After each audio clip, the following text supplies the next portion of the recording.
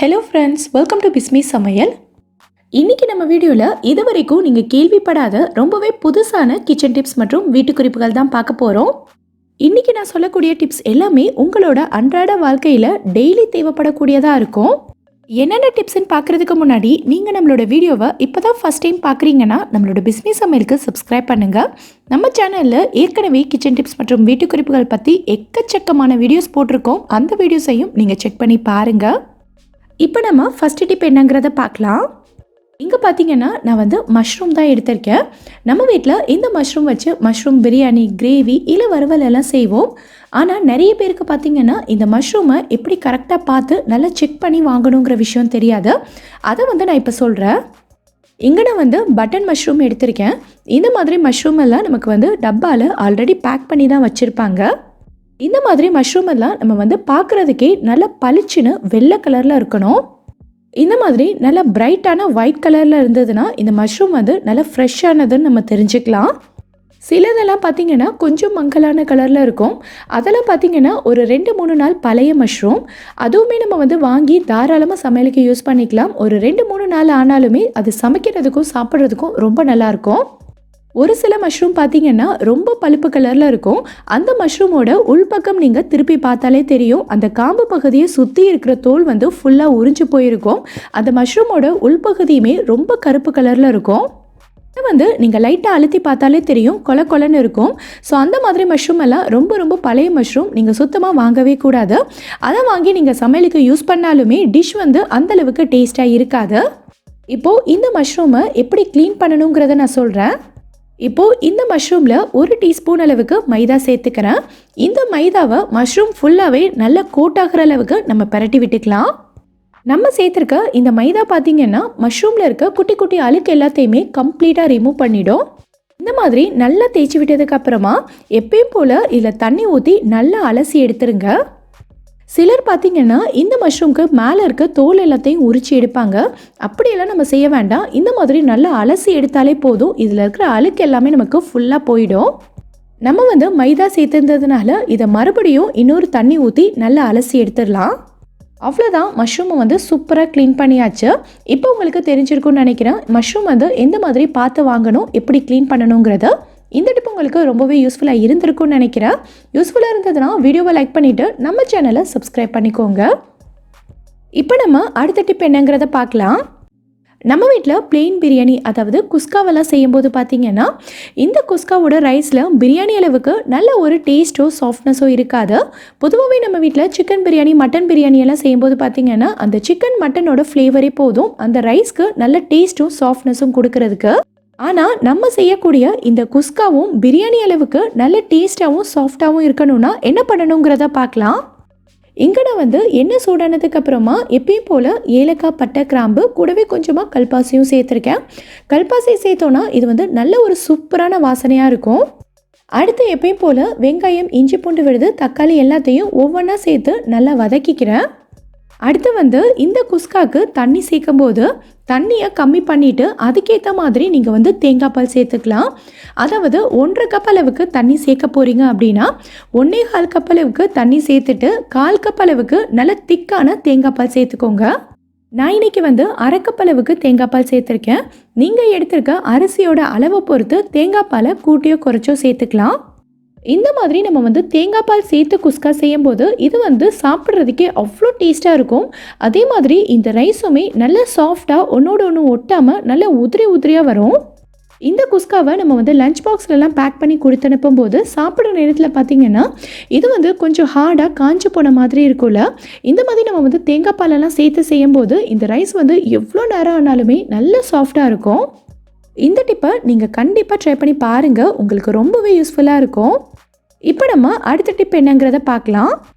நம்ம வீட்டில் முறுக்கு, மிச்சர் இல்லை இந்த மாதிரி மசாலா கடலையெல்லாம் நம்ம வாங்கணும் அப்படின்னா பேக்கெட்டை பிரித்ததுக்கு அப்புறமா இது நமத்து போகாமல் இருக்கணுங்கிறதுக்காக இந்த மாதிரி ஒரு டப்பாவில் போட்டு நம்ம ஸ்டோர் பண்ணி வைப்போம் இல்லையா.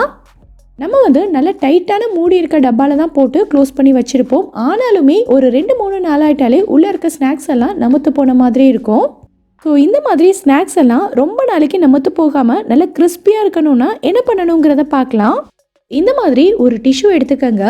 இந்த டிஷ்யூவில் இந்த பாட்டிலோட மூடியை வச்சு நல்லா மடக்கி எடுத்துக்கங்க. இது வந்து டிஷ்யூங்கிறதுனால நீங்கள் நல்லா மடக்கி விட்டாலே போதும், அந்த இடத்துலையே நல்லா டைட்டாக நின்றுக்கும், எடுத்துக்கிட்டு வராது. இப்போது இந்த மூடியை வச்சு நம்ம பாட்டிலை க்ளோஸ் பண்ணோம் அப்படின்னா இதில் கொஞ்சம் கூட கேப்பே இல்லாமல் நல்லா டைட்டாக க்ளோஸ் ஆகிடும். இந்த மாதிரி நம்ம க்ளோஸ் பண்ணும்போது இதில் காற்று போகிற அளவுக்கு கூட உங்களுக்கு கேப் இருக்காது, நல்லா டைட்டாக க்ளோஸ் ஆயிரும்.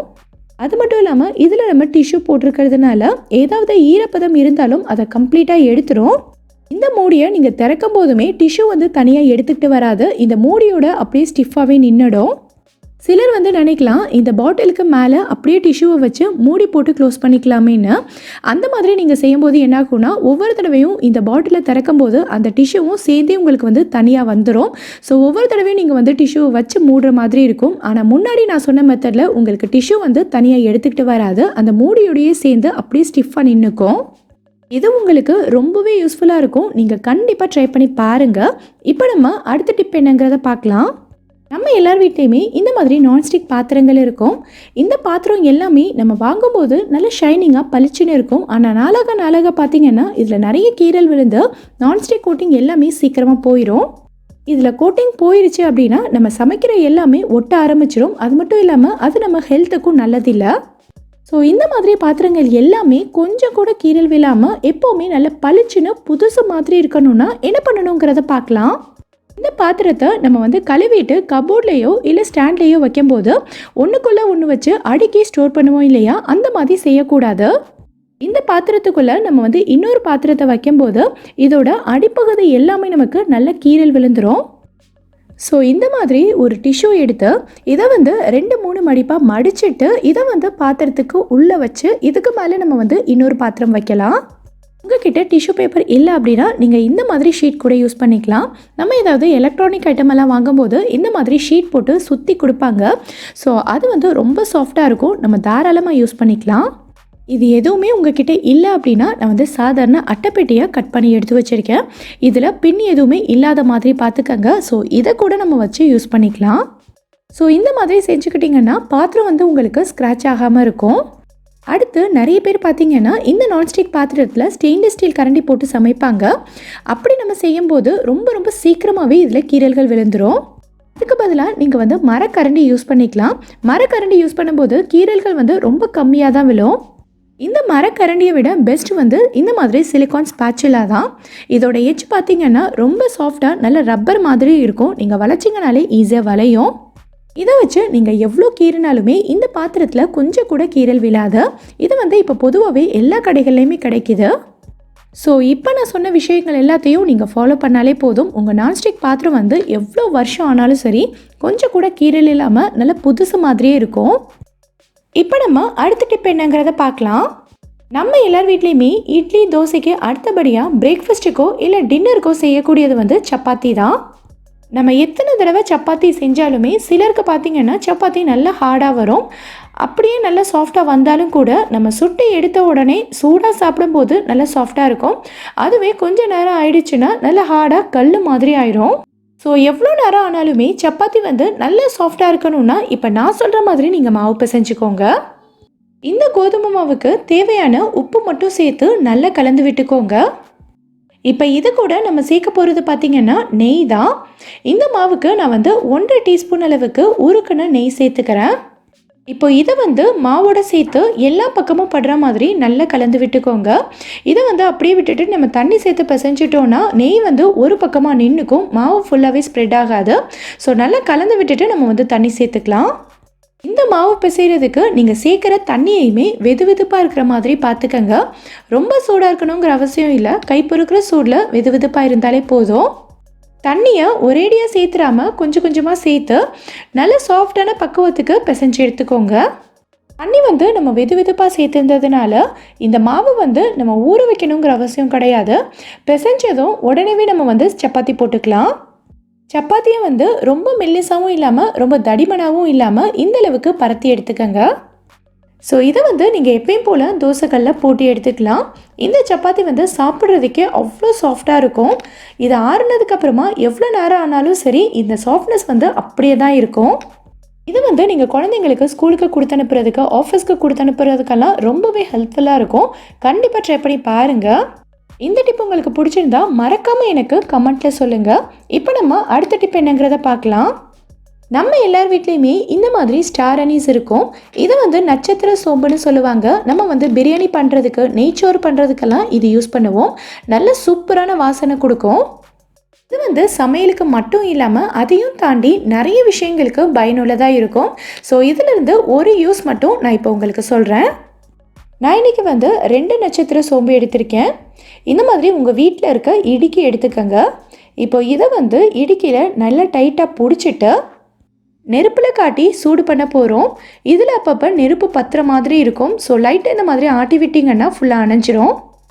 ஸோ இந்த மாதிரியே எல்லா பக்கமும் நல்லா திருப்பி விட்டு சூடு பண்ணிக்கோங்க.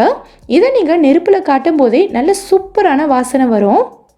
அடுத்து இந்த மாதிரி ஒரு சின்ன டப்பாவில் நான் வந்து கொஞ்சமாக தண்ணி பிடிச்சி வச்சுருக்கேன். இப்போ இதில் நம்ம சூடு பண்ணி வச்சுருக்கிறத அப்படியே உள்ளே வச்சிடலாம். இன்னொன்னையும் நான் வந்து இதே மாதிரி நல்லா சூடு பண்ணிவிட்டு இந்த டப்பாக்குள்ளே போட்டுக்கிறேன். இப்போ இது மூழ்கிற அளவுக்கு நம்ம வந்து தண்ணி ஊற்றிக்கலாம். இந்த மாதிரி செய்யும்போது இது வந்து நல்ல வாசனையாக இருக்கும். அடுத்து இதை வந்து கவர் பண்ணுறதுக்காக நான் ஒரு நெட்டட் பேக்கை குட்டியாக கட் பண்ணி வச்சுருக்கேன். கூடவே ஒரு ரப்பர் பேண்ட் வச்சு இதை நல்லா டைட்டாக கவர் பண்ணிடலாம். இது உங்ககிட்ட இல்லை அப்படின்னா இந்த டப்பாவோட மூடியிலேயே நீங்கள் வந்து குட்டி குட்டியாக ஓட்டை போட்டுட்டு இந்த டப்பாவை க்ளோஸ் பண்ணி வச்சுக்கலாம். இப்போ இதை வந்து நம்ம எங்கே வைக்க போகிறோன்னு பார்த்தீங்கன்னா ஃப்ரிட்ஜில் தான். ஃப்ரிட்ஜில் வந்து நம்ம அதிகமாக பால், வெஜிடபிள்ஸ், நான்வெஜ் எல்லாம் ஸ்டோர் பண்ணுறதுனால அடிக்கடி இதிலேருந்து பேட் ஸ்மெல் வர ஆரம்பிச்சிடும். இதை வந்து நம்ம ஃப்ரிட்ஜில் வச்சிட்டோம் அப்படின்னா ஃப்ரிட்ஜில் இருக்கக்கூடிய பேட் ஸ்மெல் உங்களுக்கு கம்ப்ளீட்டாக போயிடும். ஒவ்வொரு தடவை நம்ம ஃப்ரிட்ஜை திறந்து மூடும் போதுமே இதோட வாசனை வந்து அவ்வளோ சூப்பராக இருக்கும். இது சூப்பராக ஒர்க் அவுட் ஆகும். நீங்கள் கண்டிப்பாக ட்ரை பண்ணி பாருங்கள். அடுத்தது இங்கே பார்த்தீங்கன்னா நான் வந்து ஃப்ரெஞ்ச் ஃப்ரைஸ் தான் ரெடி பண்ணிகிட்ருக்கேன். இந்த மாதிரி ஃப்ரெஞ்ச் ஃப்ரைஸ் எல்லாம் நம்ம வந்து குழந்தைங்களுக்கு ஸ்கூலுக்கு ஸ்நாக்ஸாக கொடுத்து அனுப்பும் போதோ இல்லை வந்து நாமளே எங்கேயாச்சும் வெளியில் போகிறோம், பார்க், பீச் எல்லாம் போகும்போது குழந்தைங்க வந்து ஸ்நாக்ஸ் கேட்பாங்கன்றதுக்காக நம்ம வந்து ரெடி பண்ணி ஒரு பாக்ஸில் போட்டு எடுத்துகிட்டு போவோம் இல்லையா? ஸோ இந்த ஃப்ரெஞ்ச் ஃப்ரைஸ் வந்து நம்ம டப்பாவில் போட்டு மூடின கொஞ்ச நேரத்துலேயே பார்த்தீங்கன்னா ரொம்ப சாஃப்டாக ஒரு மாதிரி சொதனாயிரும். இதோட கிறிஸ்பினஸ் எல்லாம் ஃபுல்லாக போயிடும். ஸோ இந்த ஃப்ரெஞ்ச் ஃப்ரைஸ் வந்து ரொம்ப நேரத்துக்கு நல்ல கிறிஸ்பியாக இருக்கணுங்கிறதுக்காக இதை வந்து நான் ஆடி யூனிராப்ஸோட பேப்பர் ஃபாயிலில் தான் பேக் பண்ண போகிறேன். இந்த பேப்பர் ஃபாயில் வந்து உங்களுக்கு ஆர்கானிக், அது மட்டும் இல்லாமல் பயோடிகிரேடபிள். ஸோ இந்த பேப்பர் ஃபாயிலில் நீங்கள் குழந்தைங்களுக்கு ஃபுட்டை பேக் பண்ணி தாராளமாக கொடுக்கலாம். அது மட்டும் இல்லாமல் இதில் வந்து நீங்கள் பெரியவங்களுக்கு, ஆஃபீஸ் போகிறவங்களுக்கெல்லாம் சாப்பாடு பேக் பண்ணி கொடுக்குறீங்கன்ற போது பெரும்பாலான ஆஃபீஸில் வந்து மைக்ரோவேவ் அவன் இருக்கும். ஸோ அவங்க வந்து சூடு பண்ணி சாப்பிடணும் அப்படின்னா இந்த பேப்பர் ஃபாயிலோட அப்படியே எடுத்து அவனில் வச்சு ரீஹீட் பண்ணிக்கலாம். இந்த பேப்பர் ஃபாயில் வந்து உங்களுக்கு ரீஹீட்டபிள் அண்ட் அவன் சேஃப். ஸோ இந்த மாதிரி கூட நம்ம இதை யூஸ் பண்ணிக்கலாம். ரொம்பவே ஹெல்ப்ஃபுல்லாக இருக்கும். இப்போ நம்ம அடுத்த டிப் என்னங்கிறத பார்க்கலாம். டிப் வந்து நம்ம வீடியோவோட கமெண்ட்டில் ஒரு சப்ஸ்கிரைபர் ஃப்ரெண்ட் வந்து கேட்டிருந்தாங்க. நம்ம வீட்டில் கோதுமை மாவு, அரிசி மாவு, மைதா இது எல்லாமே நம்ம வந்து கொஞ்சம் அதிகமான அளவில் வாங்கி ஸ்டோர் பண்ணி வச்சுருக்கும் போது இதில் வந்து ரொம்ப சீக்கிரமாக பூச்சி பிடிச்சிருது, வண்டு வந்துடுது. ஸோ இதுக்கு வந்து என்ன பண்ணணும்னு சொல்லுங்கன்னு கேட்டிருந்தாங்க. இங்கே நான் வந்து மைதா தான் எடுத்திருக்கேன். எந்த மாவு வகைகளாக இருந்தாலும் பரவாயில்ல, நீங்கள் இதை யூஸ் பண்ணிக்கலாம். இதுக்கு நம்ம யூஸ் பண்ண போகிறது பார்த்திங்கன்னா பிரியாணி இலை தான். இந்த அளவு மைதாக்கு நான் வந்து 3 பிரியாணி இலை எடுத்திருக்கேன். இதை விட அதிகமாக இருந்தது அப்படின்னா நீங்கள் இன்னும் கொஞ்சம் பிரியாணி இலை சேர்த்துக்கலாம். அப்படி இல்லைன்னா நீங்கள் இதுக்கு பதிலாக காஞ்ச மிளகாய் கூட சேர்த்துக்கலாம். இந்த காஞ்ச மிளகாய் வந்து எப்போவுமே எல்லார் வீட்லேயுமே இருக்கக்கூடியது தான். ஸோ இது வந்து உங்களுக்கு ரொம்பவே ஈஸியாக இருக்கும். இந்த மாதிரி காஞ்ச மிளகாய் சேர்க்கும் போது இதில் ரொம்ப சீக்கிரமாக வண்டு, பூச்சியெல்லாம் வரவே வராது. இது ரெண்டுமே உங்ககிட்ட இல்லை அப்படின்னா நீங்கள் வந்து மிளகு யூஸ் பண்ணிக்கலாம். இது வந்து அரிசி மாவு, இதில் நான் வந்து மிளகு தான் சேர்த்துருக்கேன். இந்த அரிசி மாவை நான் வந்து இந்த டப்பாவில் கொட்டி வைக்கும் போதே இது கூட நான் வந்து மிளகையும் சேர்த்து தான் வச்சுருந்தேன். ஸோ பிரியாணி இலை, காஞ்ச மிளகாய், மிளகு இது 3த்தையுமே எதை வேணாலும் நீங்கள் எந்த மாவில் வேணாலும் சேர்த்து வச்சுக்கலாம். இதில் நீங்கள் கவனிக்க வேண்டிய முக்கியமான விஷயம் என்னென்னா, இதில் நீங்கள் சேர்க்குற பொருள் வந்து எப்போவுமே கொஞ்சம் கூட ஈரம் இல்லாத அளவுக்கு நல்லா காஞ்சிருக்கணும். அதே மாதிரி இதை நீங்கள் கொட்டி வைக்கிற டப்பாவுமே நல்லா காஞ்சதாக இருக்கணும்.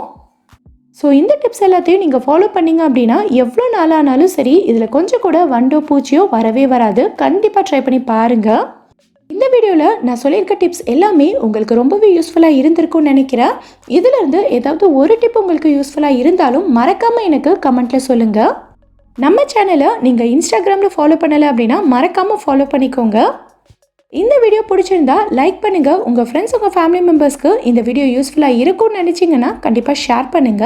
மறக்காம நம்ம பிஸ்மி சமையலுக்கு சப்ஸ்கிரைப் பண்ணிட்டு பக்கத்துல இருக்கக்கூடிய பெல் ஐகான்ல ஆப்ஷன் ஆலும் செலக்ட் பண்ணுங்க. தேங்க்யூ.